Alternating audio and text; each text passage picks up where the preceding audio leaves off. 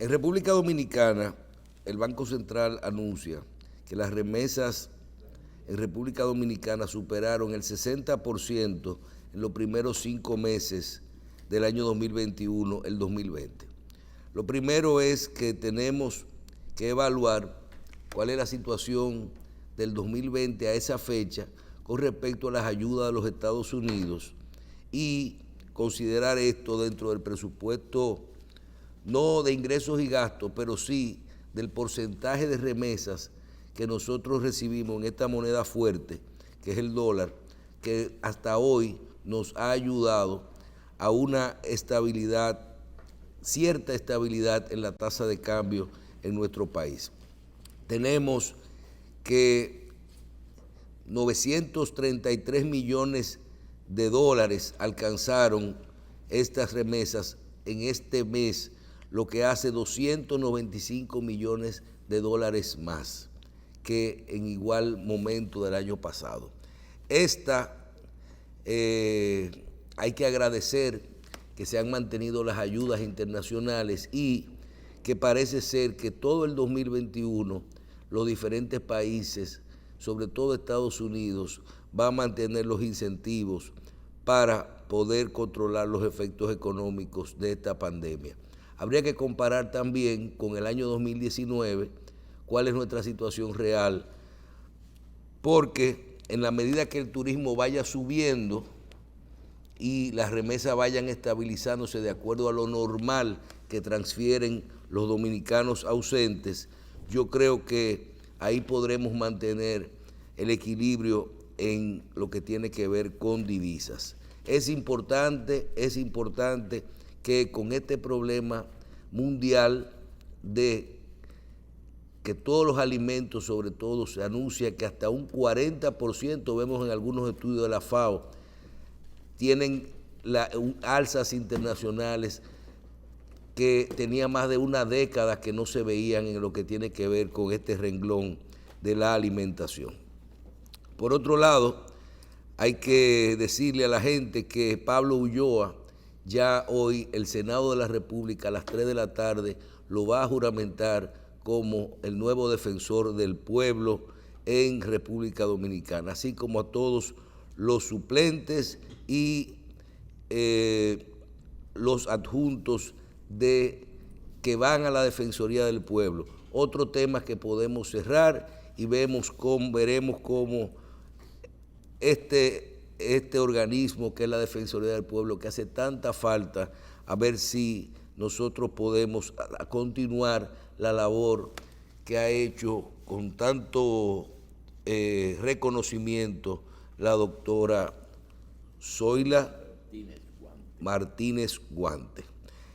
Por otro lado, hay que decir que el ministro de Salud Pública habla de que nosotros a final de julio podremos tener cerca de 8 millones de dominicanos vacunados con 2 dosis.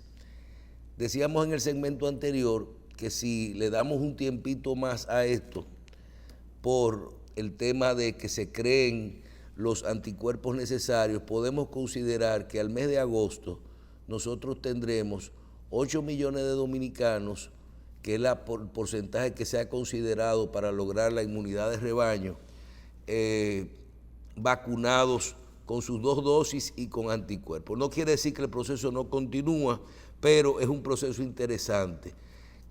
Qué bueno que ocurrió lo que está pasando en las últimas 2 semanas. Vimos un operativo el jueves anterior, donde ese fin de semana, de jueves a domingo, se dio el mayor porcentaje de vacunación que se ha dado en nuestro país. Si no me equivoco, fueron unas 700,000 personas que se vacunaron en este periodo. Y este fin de semana no podemos quejarnos porque masivamente en los centros de vacunación que se dio la vacuna Pfizer en Santo Domingo, sobre todo que se aprobó, ahí se le olvidó a la gente que si los jóvenes, que si la vacuna es la que con el mensajero y sin el mensajero, la gente cogió su muchacho de 12 años, si no me equivoco, a 18 y lo llevaron a vacunar. Lo agarraron por un brazo y ahí se fueron todas estas vacunas este fin de semana. Las filas no daban abasto. Hay que hubo también unas consultas apresuradas a los pediatras de los muchachos que estuvieron diciendo que usted me recomienda. Casi todos actuaron positivamente, dijeron Carlos, que era favorable la vacuna. Solo recordé el mes de febrero que, si no me equivoco, cuando llegaron las primeras vacunas chinas, la cantidad de meses que teníamos hablando y teorizando sobre las vacunas. Llegaron las vacunas y se acabaron, ¿verdad? Llegaron las vacunas y se acabaron. Otro tema interesante es el anuncio de la Procuradora General de la República en cuanto a lo que tiene que ver con los recursos para la persecución de la corrupción y el manejo de esto. Esto es un tema difícil porque no solo se trata de recursos económicos, sino también que es una estructura. Se están manejando tantos casos, tantas investigaciones, que es una estructura difícil de manejar todo al mismo tiempo y sobre todo respetando el debido proceso.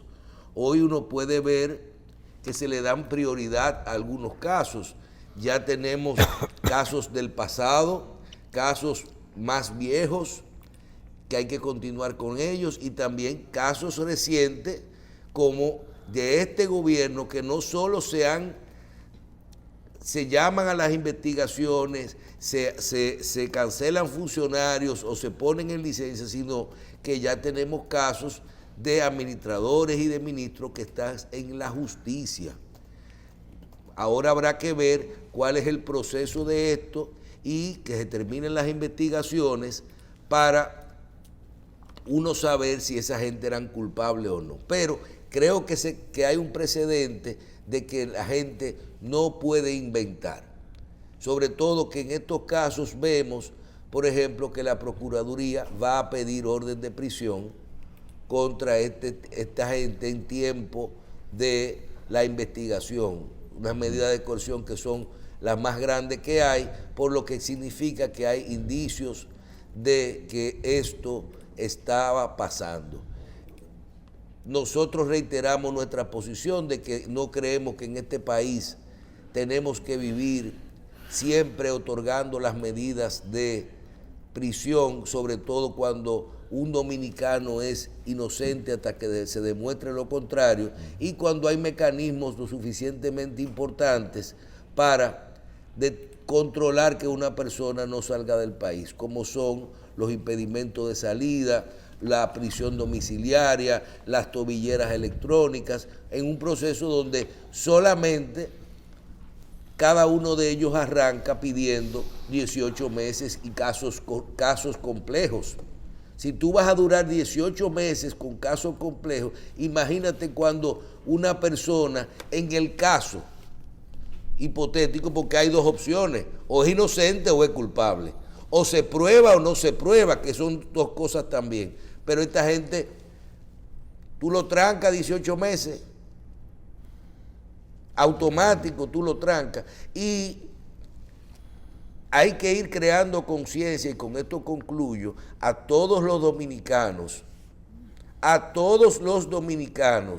de cuánto dura un debido proceso en República Dominicana. Les voy a poner un ejemplo. Mañana o pasado este gobierno cumple 10 meses. El caso Odebrecht todavía está ahora está en un juicio de fondo. Miren cuánto tiempo tiene. Más de 3 años, casi 4. Todavía ahí no se ha llegado a una conclusión, ni a una apelación, ni a lo que puede ocurrir. Pregunta, ¿ustedes se creen que de los pulpos, los corales, la operación 13, que se llama, la de la lotería, tendremos algún preso? Los caracoles, ¿tendremos algún preso o alguna sentencia definitiva antes del 16 de mayo o de mayo del año 2024? ¿Está preparada la sociedad dominicana para esto? Entonces, eso es importante que se sepa. Pero hay casos penales. Y vuelvo y comienzo cuando tú dices, y no hay dinero para mantener esos procesos. ¿Cuántos casos tú mencionaste esta mañana que dijo ella que tienen pendiente ahí? 500, ¿no fueron? El tema es más grave porque si hay negociación, como yo propongo, que hay justicia restaurativa, ya el Estado aceptó el dinero que se dio y los acusados lo que tienen que buscar es 180 millones. Y ya, entre todos, se evitan ellos. En abogados van a pagar ellos más de eso. El grupo entero, más los que faltan, porque Rondón no ha hablado. Entonces, yo no sé en qué va a terminar. En estos días hubo un caso penal que salió la condena definitiva cuando ya todo el mundo se había olvidado ya de lo que del revuelo público que causó. Solamente de este gobierno está Lotería y Faña. Y lo de Faña... No, pero hay 2 viceministros, 3, hay 2 ministros. Lo que pasa es que estamos hablando de que el caso ha llevado prisión. Bueno. ¿Tú entiendes? Pausamos.